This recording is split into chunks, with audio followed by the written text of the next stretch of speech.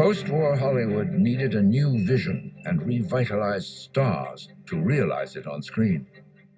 After starting his career as a lightweight juvenile on stage and second-string hood in movies, Humphrey Bogart made an amazing transformation.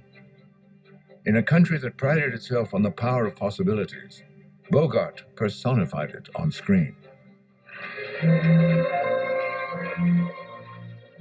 In High Sierra, Raoul Walsh casts him as a gangster who's almost ready to reform, but fate won't let him.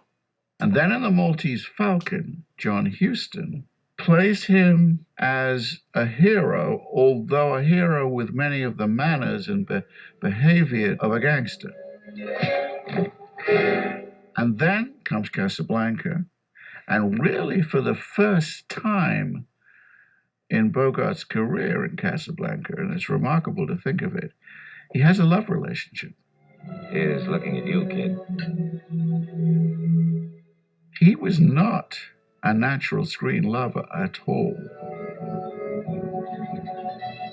And then makes To Have and Have Not, the example where the magic of the movies runs over into real life, and this 19-year-old Lauren Bacall turns up in his life, and it's one of the most interesting transitions in star personality. It's even better when you help.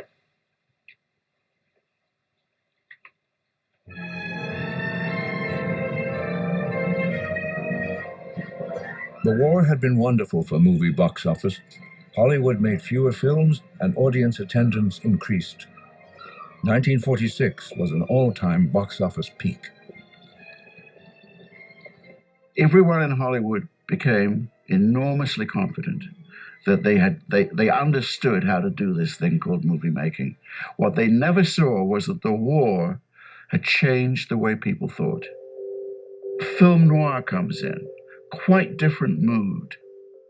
Film noir was a fancy term coined by French critics to define a darker vision of movies, many of them B pictures, low-budget second features on the bottom of a double bill. There were higher-profile noir films like The Maltese Falcon, Double Indemnity, and The Postman Always Rings Twice. But to the Moguls in the 1940s, true Hollywood power and prestige remained with glossy A pictures and the glamour of carefully cultivated stars. Often it was a Mogul whim that switched on the studio star machine. L.B. Mayer sent for me to say how delighted he was with my work and that he had made a great discovery. I had sex appeal. You have sex, sex, sex. And he strode his office, which was a large one, shouting sex appeal. And he was now going to build me into a major star. On screen, actresses with sex appeal were reliable box office.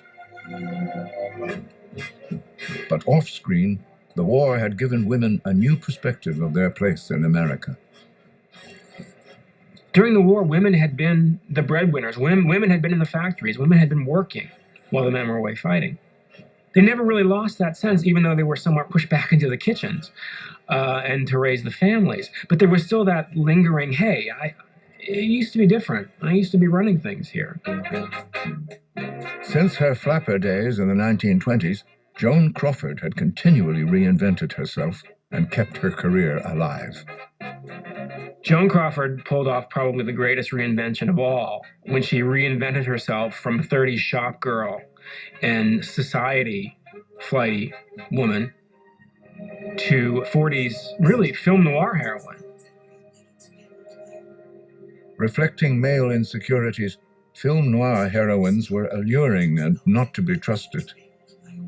Off-screen, the war years offered real opportunities for women. On-screen, stars like Joan Crawford often portrayed independent characters struggling with changing times. It's almost impossible to tell the history of feminism in America without bringing Joan Crawford in. I don't mean that Joan Crawford was a feminist, but the character she embodied was always a portent of the way women were moving in America, and sometimes decades ahead of that movement. You look down on me because I work for a living, don't you? You always have. All right, I work. I cook food and sell it and make a profit on it, which I might point out you're not too proud to share with me. In Hollywood, while women on screen were more assertive, off-camera was another matter. Women were production pioneers in the early days, and female writers had major influence in the teens and 20s. By the 1940s, costume designer Edith Head, winner of 8 Oscars, influenced the fashion sense of Paramount Pictures. But Dorothy Arzner was the only female member of the Directors Guild. As stars, women were often catered to, but in the end, they were just studio property, borrowed and exchanged like valuable trading cards. In 1940, Sam Goldwyn wanted Bette Davis for The Little Foxes. He offered Gary Cooper in exchange, but Jack Warner never traded Bette Davis. Well, almost never. Both Jack Warner and Sam Goldwyn and all the Moguls played a lot of cards, and they played at very big stakes.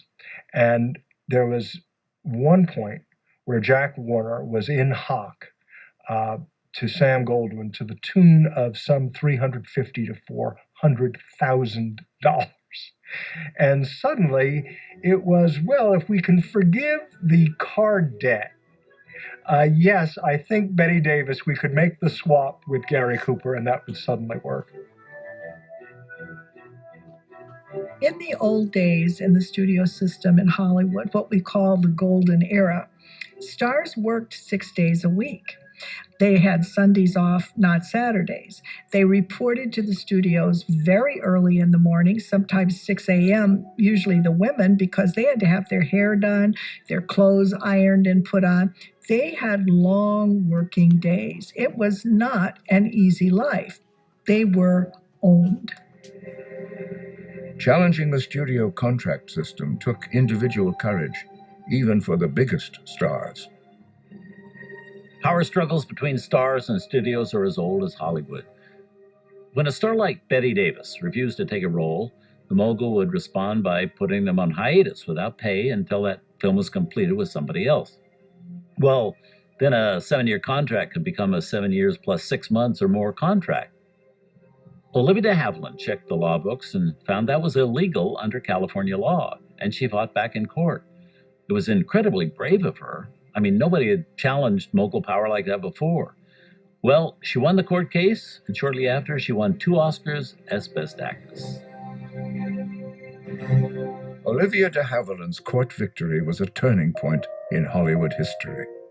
It limited the moguls' unlimited power over actors' contracts. It gave stars new control over their careers, and also enhanced the influence of the agents who represented them. During the 1930s, David O. Selznick's brother, Myron, brashly took on mogul power and became one of the most influential and hated men among Hollywood studio elite. But Myron's heavy drinking took its toll on his health and his client list. Defeated and deeply in debt, he died in 1944.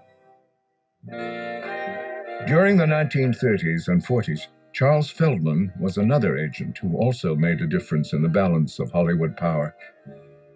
Unlike hostile and acerbic Myron Selznick, Feldman was genteel and collaborative as he chipped away at studio supremacy.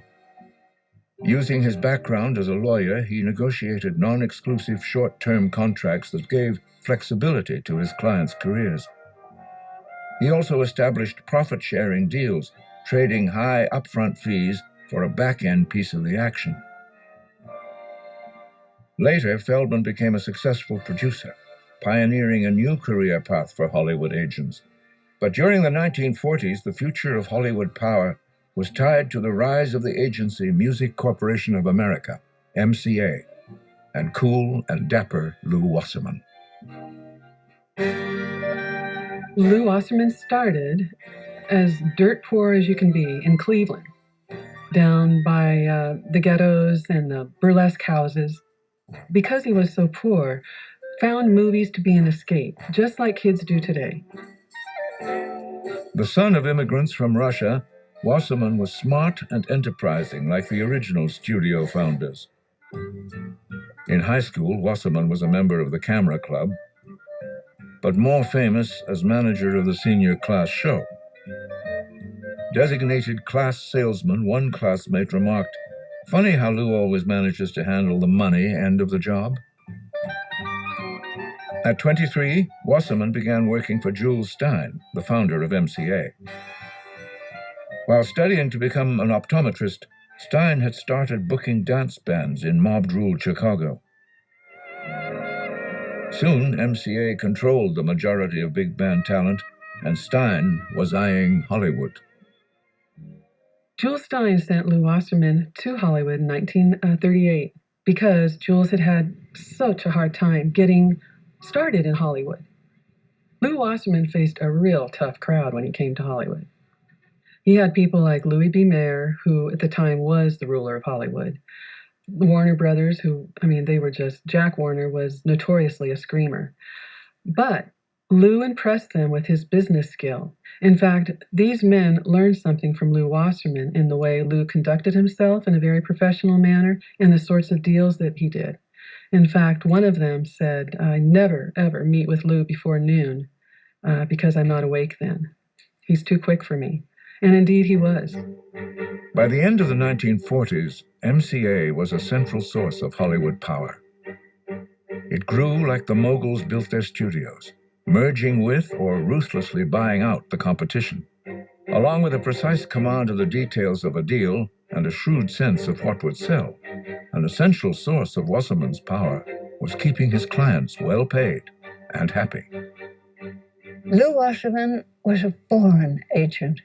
I used to have dinner at their house quite often, and Lou had a phone beside him, right beside his plate at the table, and he took every call that came. He never said, "I'll call you back."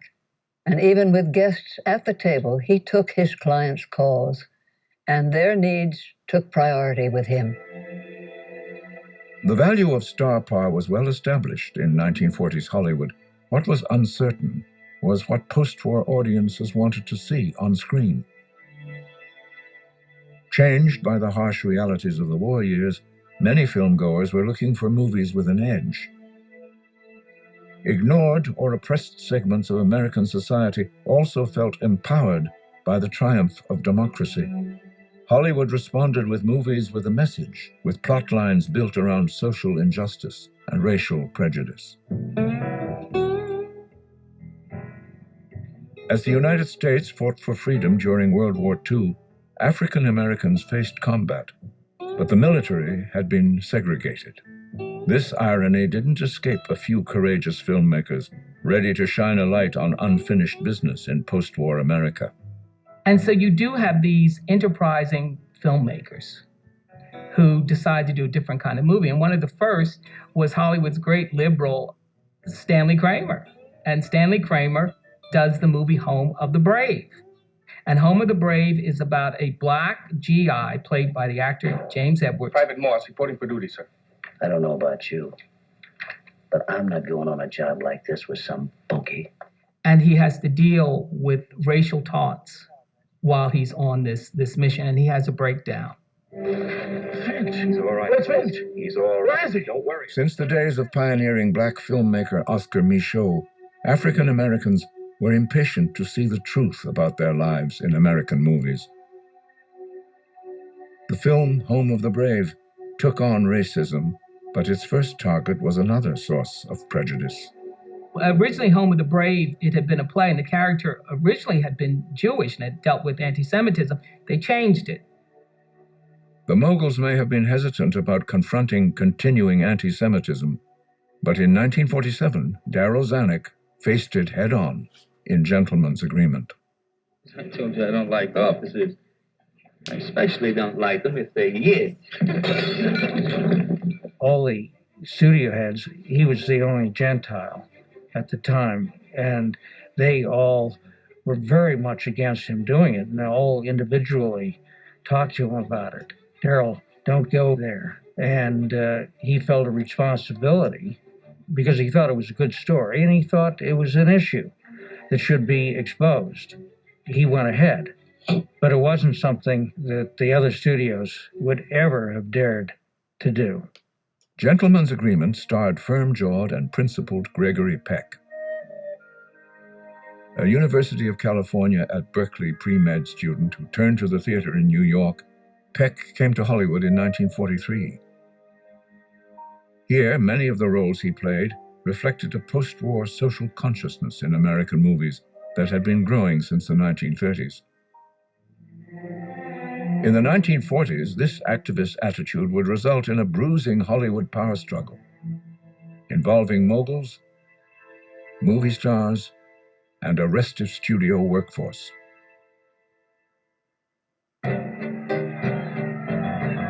A militant labor movement was growing in power and influence. As always, the moguls fought any challenge to their control. During the 1930s, to keep the lid on, many studios turned to Willie Byoff, a tough union boss with connections to organized crime.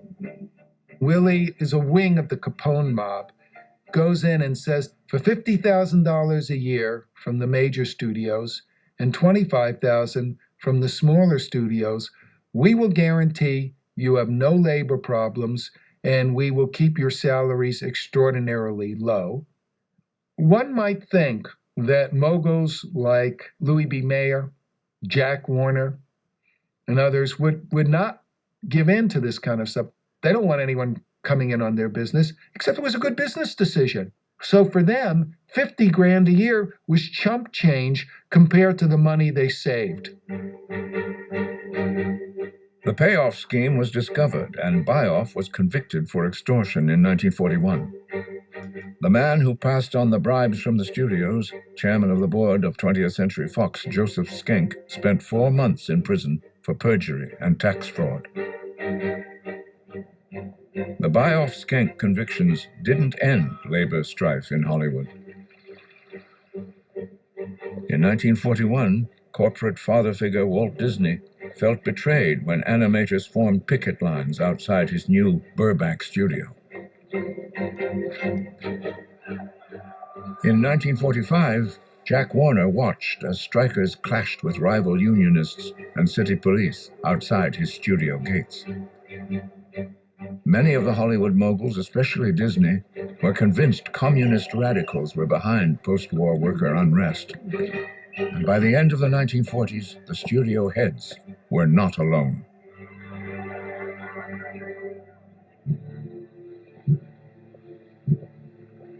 Americans felt that something had gone terribly wrong. That somehow the great aims and goals of the war had been betrayed. And the sense was, let's find out what went wrong. Let's root out the rats that are occupying our house. In the U.S. Congress, the House Committee on Un-American Activities, HUAC, had been formed in the 30s. In the late 40s, HUAC turned its attention to the powerful image factories of Hollywood. In 1947, HUAC subpoenaed 43 Hollywood figures to investigate alleged communist influence. In response, the Committee for the First Amendment was formed, made up of some of Hollywood's most prominent directors, writers, and actors. They chartered a plane to Washington. Among those on board was MGM actress Marsha Hunt. The best-known names on our flight were Bogart, Bogey, and Betty, and her nickname, Lauren Bacall. And Danny Kaye was certainly a very, very major star then. 10 witnesses, mostly writers, refused to cooperate with the committee. They were often cut off before they could speak, and the results of their protests didn't turn out as they had hoped. Stand away from the stand. For Americanism for many years, and I stand away from the stand. The screenwriters unfortunately handled themselves poorly. They started making grandiose speeches in the middle of these hearings. Your purpose is to use this to disrupt the motion picture industry. They didn't realize that it wasn't important what you said, it was important how you looked. And they looked dangerous. Are you a member of the They gave the committee the impetus and the inspiration to continue their hunt for communist radicals in Hollywood. Hollywood moguls and movie stars were on the defensive. Humphrey Bogart gets a call from the studio saying, "Get back to Hollywood. You're jeopardizing your entire career." And he flies back, and the next day he issues a public statement saying, "I was duped. I didn't really understand the full scope of Red infiltration." And the Committee on the First Amendment basically falls apart. You're about to give the truth, the whole truth, nothing but the truth, so help you God. The industry was aghast.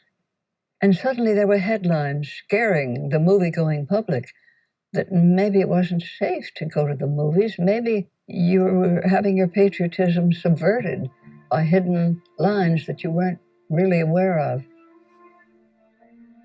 One of the most respected of the group, now known as the Hollywood 10, was 42-year-old screenwriter Dalton Trumbo.